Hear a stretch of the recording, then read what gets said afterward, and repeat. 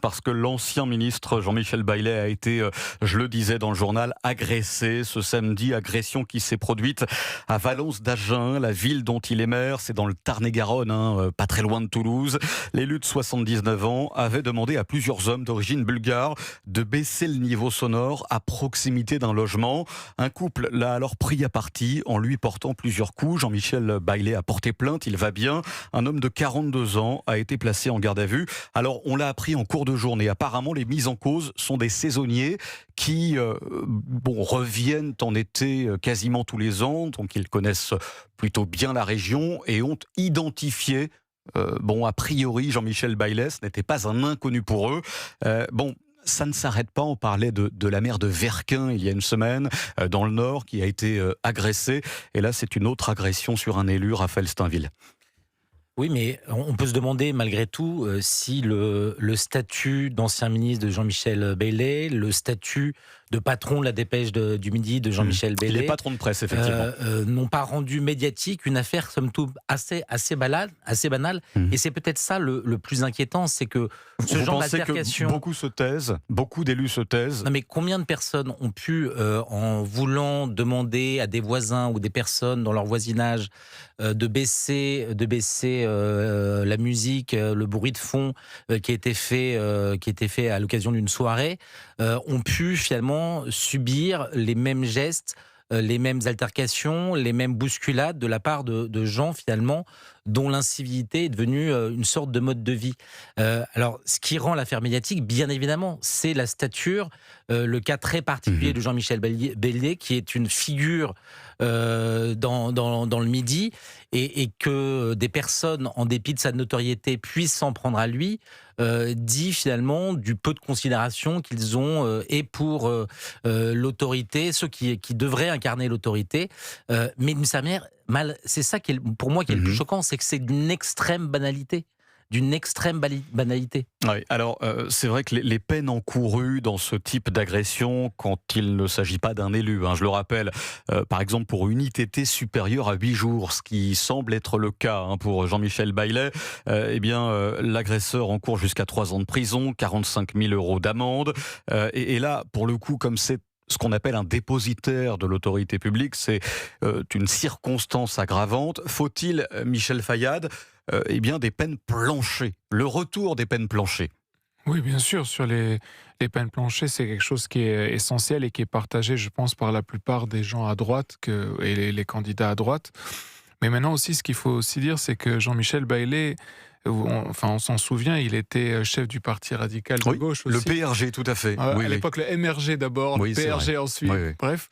Mais il y avait toute la période avec Bernard Tapie où on nous présentait que l'immigration est une chance, l'Europe est une chance, etc. etc. Puis ça se retourne et moi je me rappelle, il y a peut-être 1 an et demi, quelque chose comme ça, le fils de Bernard Tapie disait que si son père était encore en vie, il serait désormais de droite et il comprendrait qu'il s'est trompé auparavant.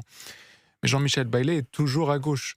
Et donc, aujourd'hui, paye le prix en partie de de tout ce qu'il a voulu même prôner pendant toutes ces années. Après, ne tirons pas sur cet homme de 79 ans dont on est heureux qu'il aille mieux ce soir. Mais vous avez raison, effectivement. Bien sûr, je suis d'accord. Je condamne complètement ce qui est arrivé et je suis solidaire avec lui.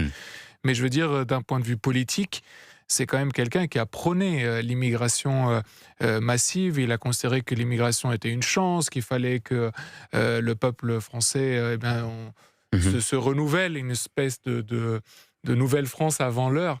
Et puis quand même, on voit le résultat de tout ça. C'est pas vraiment ni la joie, ni vraiment la sécurité, ni la paix. Il était très proche, notamment de Christiane Taubira, dont on connaît les positions sur l'immigration, Michel Fayad. Et puis aussi dont on connaît les positions en termes de justice. Vous voyez également ce qui se passe. Vous parlez des peines planchées, mais elle a combattu ce genre de mesures. Elle aussi, elle porte une lourde responsabilité sur l'état de la justice actuelle. Raphaël Steinville, ce qu'on disait il y a une semaine, lors de l'agression de la maire de Verquin, c'est que, la fonction de maire a été tellement abîmé ces dernières années et ces dernières décennies même, hein, j'ose le dire, que certains n'ont plus aucun scrupule désormais, parce qu'on voit que les maires, si je fais un pas de côté et si j'extrapole un petit peu mon propos, on voit que les maires sont retoqués par le tribunal administratif lorsqu'ils prennent des décisions telles que le couvre-feu par exemple, on l'a vu dans la Loire la semaine dernière. Si j'élargis un peu le débat, est-ce que les maires aujourd'hui sont fragilisés et du coup un peu décrédibilisés et forcément des proies désormais? Moi, je ne crois pas qu'ils soient décrédibilisés. En revanche, ils sont dans une situation impossible. Parce que d'un côté, vous avez des candidats aujourd'hui, je pense notamment à Gabriel Attal, qui voudrait faire du maire la figure la plus importante de notre République. Et d'un côté, lorsqu'ils prennent des décisions courageuses, ils sont finalement dévitalisés dans leur volonté d'agir par qui le tribunal administratif, qui la cour le Conseil d'État, qui vient casser les arrêtés qu'ils peuvent mettre en place. Ce qui explique une sorte de, en tout cas, ça explique une fragilisation du statut de cet élu qui, jusqu'à présent, était parmi celui le plus considéré par nos concitoyens.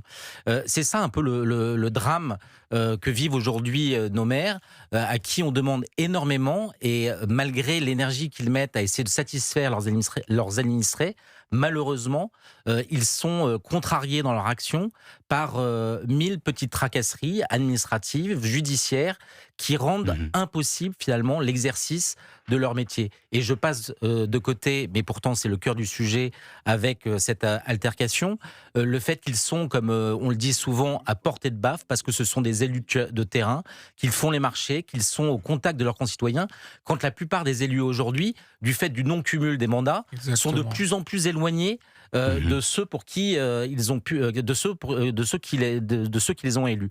Et donc ça rend extrêmement compliqué aujourd'hui ce rôle, ce métier, cet exercice, cette mandature de maire. Mais juste une chose, Raphaël a dit quelque chose d'extrêmement important, c'est le cumul des mandats. Je pense que le rôle, être à la fois député et maire, justement, ça permettait de renforcer ce statut de maire, parce qu'il pouvait relayer lui-même ce qui était sur le terrain au niveau de la représentation nationale.